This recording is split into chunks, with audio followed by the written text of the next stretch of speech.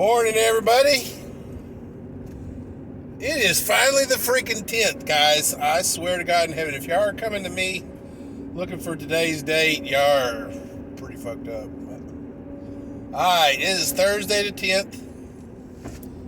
Day I usually pay my bills on the 10th, so I gotta get on that as soon as I get off the phone here. Okay. What's going on?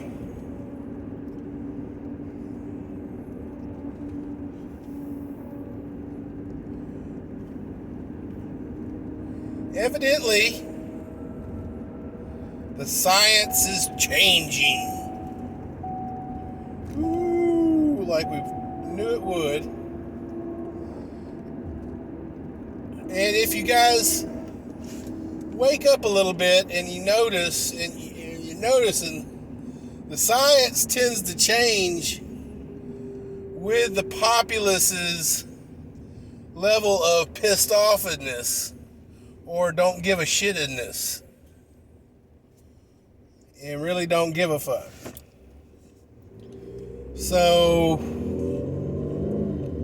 America, and it appears, Canada is pretty, let's just say, we're tired of the mandates.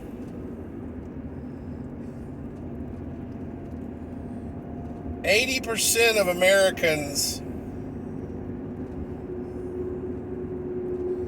in the latest aggregate poll say they're, not following mandates, not gonna follow them any more mandates, are tired of the mandates. That means that only 20% of America is still scared of the fancy flu. Ladies and gentlemen, I heard an odd fact. Basically, I guess it's a side effect of all this bull. And yeah, it's probably going to get me my third strike, but oh well, I'm going to talk about it. Okay, guys? We've got kids who've been spun up so much by their parents being spun up by these mandates and the constant media barrage. Guys, if you're not getting if all you're getting is what comes on your TV as far as news, you're really only getting half the story. So really and truly what you really need to do is you need to start looking for other sources of news. Most historians, and most successful persons always get both sides of the story. Police officers and investigators always get both sides of the story. So, you really, truly, if you're going to base your life off of one story or one half of a news feed, really and truly, you're kind of a moron.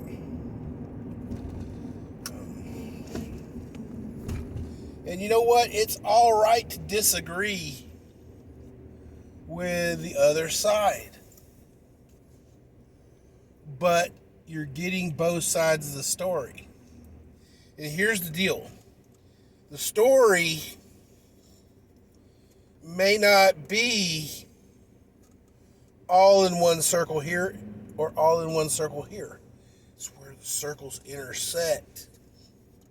That's where the truth lies, guys.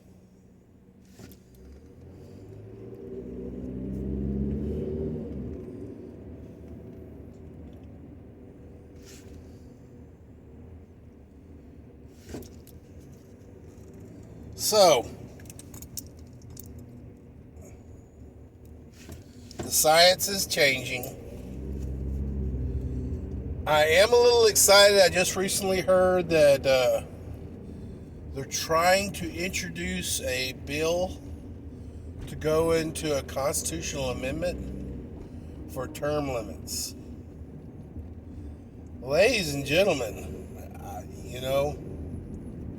been preaching term limits for a while. Evidently, according to what I'm hearing, this particular one has teeth, and it might actually get voted in. Now, hear me out on this situation. How do we make a constitutional amendment? Basically, the bill has to be passed by the Congress. Then it has to be ratified through a constitutional convention consisting of all the states. 35 plus have to ratify the bill for it to become a constitutional amendment.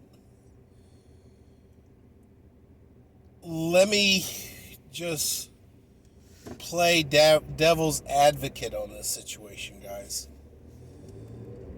The Constitutional Convention is an antique. This motor, I'm going to use the analogy, the Constitutional Convention is a motor. And guys, this motor ain't worked, ain't happened in decades.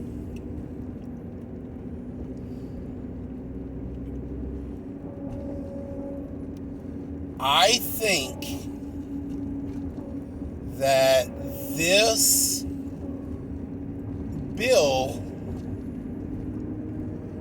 is a test fire on the Constitutional Convention. Okay? Hear me out. They need to see what all the moving parts are of the Constitutional Convention, because it ain't been used in so long. People have forgotten how it works. Even if this does not pass, all the, working gears will be, exposed for what they are. As such, because the person behind the curtain that is pulling the strings on our current administration wants to change the Constitution. Wants to change that Constitution very, very badly. And the only way to change it is with the Constitutional Convention. They want to see how many moving parts there are on it and where they need to throw money. They want to rewrite the Second Amendment. They want to rewrite the First Amendment. Hell, they want to completely kill the Second Amendment. They want the First Amendment, and they want to abbreviate that bad boy pretty bad and just go straight to the Third Amendment.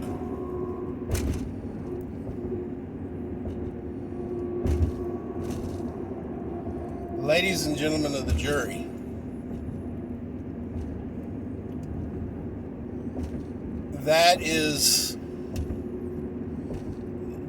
this is, remember, 4D chess, guys. they are having zero problems playing the long game. Problem is that in this long game, they've let an engine sit. They gotta see if it's got any gas in it and whether it'll run. So they're gonna go ahead and they're gonna try to put something through. So, and I don't care what side of the aisle you're on, I think we can all get behind term limits.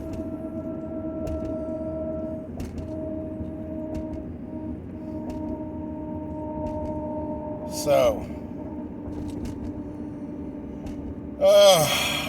that this could be, I may be a conspiracy theorist, but guys, that I am.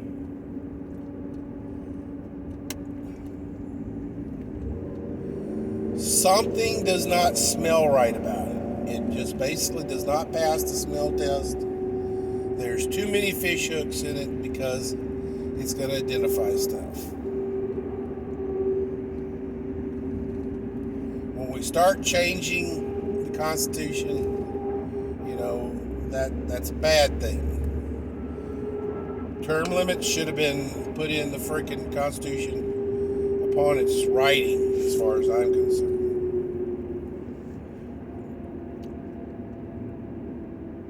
But I digress.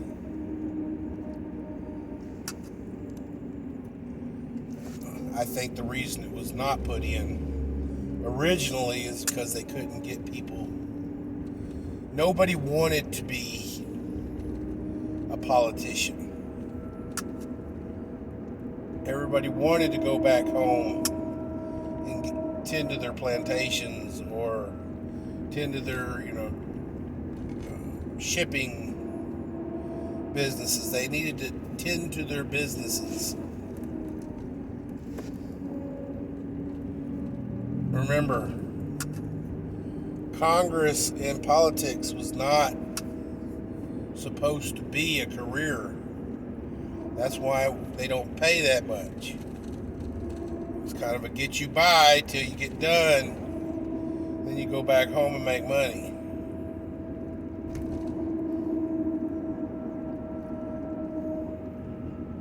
Now they've made it all comfortable where, not only do you make your salary, you get, retirement. I think had they have added into that actual amendment to,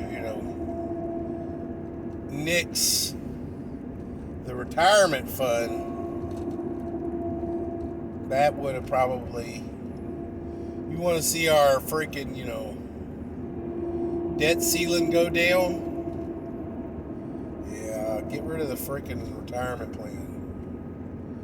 These politicians don't need to be spending their whole career in politics and sitting on sweet retirement money as well as that gold star insurance that politicians get.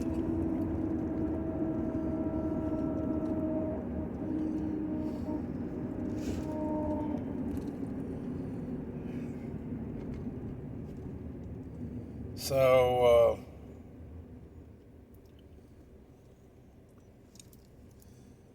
just came up the other day. Well, it's come up like last week. Joe Rogan is being, harassed over saying a racial slur years ago.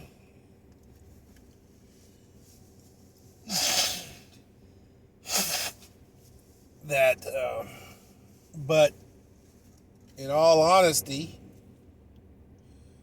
Joe Robinette Biden, in a televised, public recorded speech use that exact same word 3 times in one speech.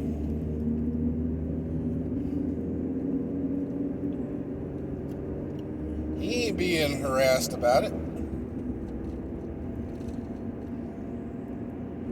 Justin Trudeau of Canada is calling the Freedom Convoy racist, and yet he has dozens of pictures of himself in blackface.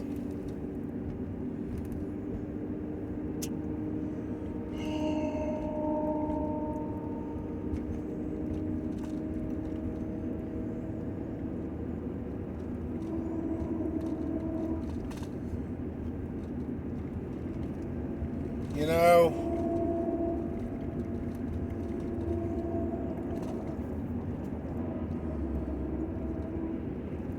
common sense is almost a superpower these days. But we've also got another one out there that's almost a superpower too, and that's integrity, guys. Integrity.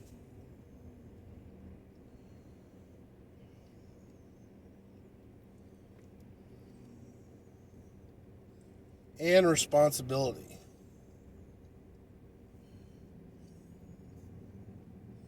Integrity means you do what you say and you say what you do. It means that if you give your word, it is your bond. Your word is as firm and trustworthy enough as any contract.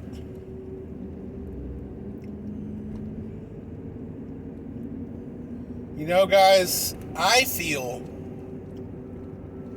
that contracts came along because persons no longer felt the security that one's word used to be.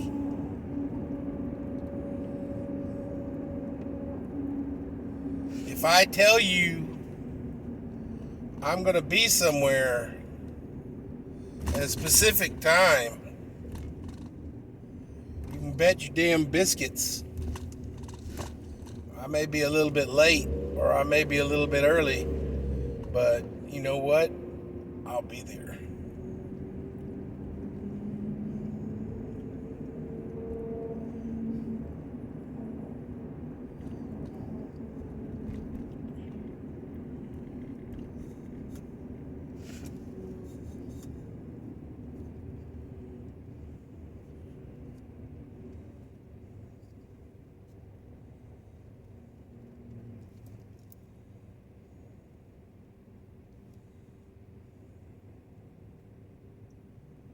Integrity means a man of his word or a woman of their word.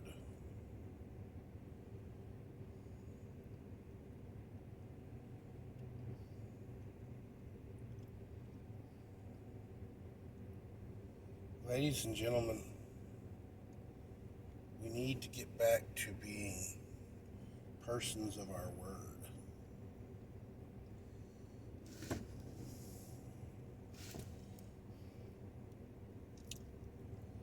Let's go, Brandon.